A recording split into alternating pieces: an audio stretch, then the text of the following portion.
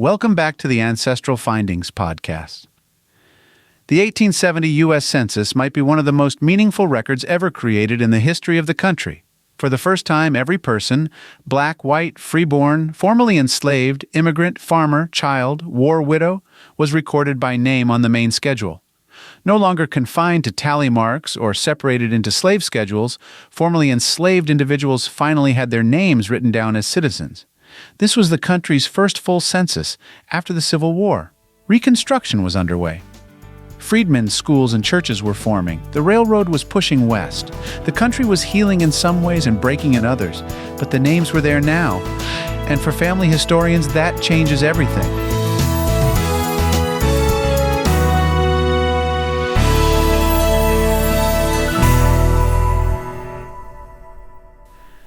The 1870 census continued the format introduced in 1850 and 1860. Each person in the household was listed by name, along with their age, sex, color, and birthplace. It also included occupation, real estate value, personal estate value, and whether the person could read or write. If someone had married within the year or attended school, that was recorded too. Disabilities such as blindness, deafness, or mental illness were still noted in a column at the far right. This census, though, went further in one important way. There were no more slave schedules. Slavery was over, and the federal government made the decision to count all people equally for the first time on a single form. Formerly enslaved individuals were included by name, often for the very first time. They appeared not as property, but as heads of households, parents, workers, and children. People building lives in freedom, some just 5 years into it. This alone makes the 1870 census one of the most emotionally powerful and significant documents in American history. The 1870 census doesn't just show individual names. It reveals a country still recovering from the war. In the South, land ownership had shifted. Some former enslavers still held large properties, but others had lost everything. In many counties, you'll see black farmers and laborers living alongside the families who once enslaved them. Some African Americans appear as landowners. Others were working as sharecroppers or hired laborers. Some households had elderly parents or grandparents who had lived through slavery and were now experiencing freedom in old age. Literacy varied widely. In some places, black adults were just beginning to learn to read, while their children were already listed as attending school. That single check mark next to a child's name, indicating they had attended class that year, tells a powerful story of what freedom meant to families trying to rebuild. The occupation column also tells you something deeper. Blacksmiths, farmers, washerwomen, teachers, clergymen all appear in this census. And not just in the North. In Mississippi, Louisiana, and South Carolina, you'll find black men working as carpenters or merchants. You'll see widowed mothers holding together households. You'll find families that had nothing just a few years earlier, now showing a small amount of property and a long list of children. This is one of the best places to start building a full family profile, especially for African American families. Look at the surname and compare it to those living nearby. Sometimes a newly freed person took the name of a former enslaver, but not always. Other times people chose entirely new names to mark a new beginning. If you're unsure where the name came from, compare it to nearby white households in the 1860 slave schedule. That can help you find possible connections or at least narrow down the possibilities. Pay attention to birthplaces, especially for older adults. If a man was born in Virginia, a woman in North Carolina, and their children in Georgia, you can often trace the family's movement or forced relocation over time. That can lead to land deeds, tax records, or plantation papers that help fill in the picture. If you see someone marked as cannot read or write, don't let that discourage you. The next generation may have attended school, and those records, especially from freedmen's schools, might still survive. And for anyone listed as recently married, you may be able to find a local marriage license, church record, or Freedmen's Bureau marriage register if it happened before 1867. Don't overlook occupation patterns, especially among women. Many are listed as domestic servants, but others were seamstresses, nurses, or teachers. These titles can point you to church records, freedmen's contracts, or even early business listings in local papers. The 1870 census is incredibly rich on its own, but it becomes even more powerful when combined with other documents from the Reconstruction period.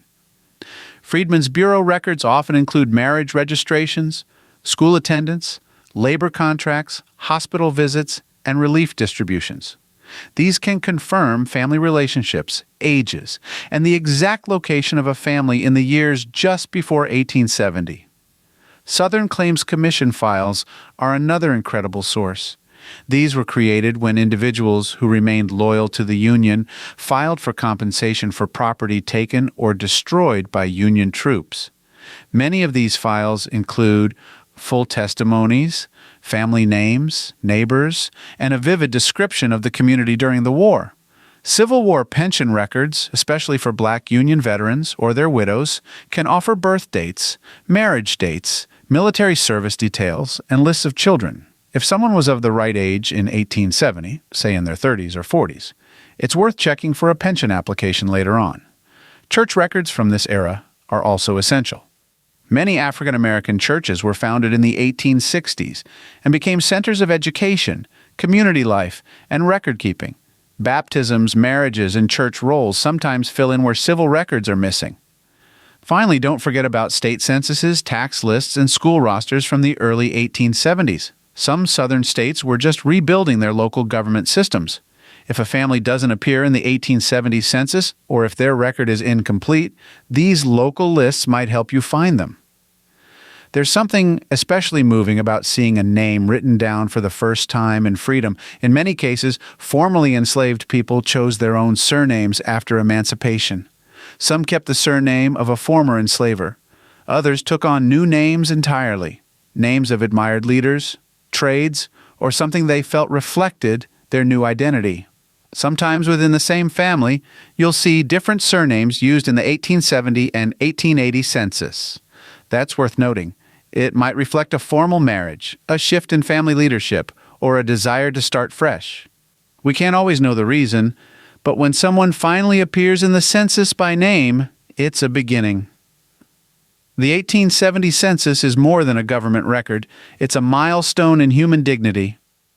For the first time, every person, regardless of race, birthplace, or legal status, was counted by name on equal footing.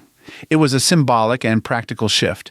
And for many families, it's the first place their ancestors show up on paper as free individuals.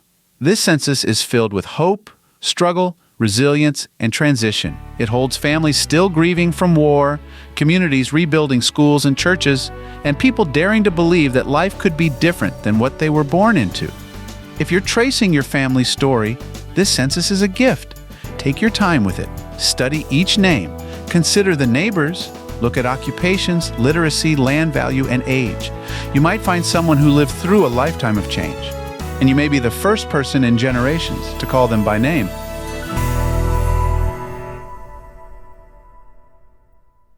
If you've got a hard-to-find ancestor you're stuck on, I'd love to hear about it. Just head over to ancestralfindings.com and click on Contact to send me a message. While you're there, take advantage of our free weekly genealogy lookups. Explore thousands of articles and enjoy hundreds of podcast episodes. We've been helping family history researchers since 1995. And if you're looking for even more, check out our Genealogy Gold Q&A series over on Patreon. Thanks for listening, and as always, happy searching.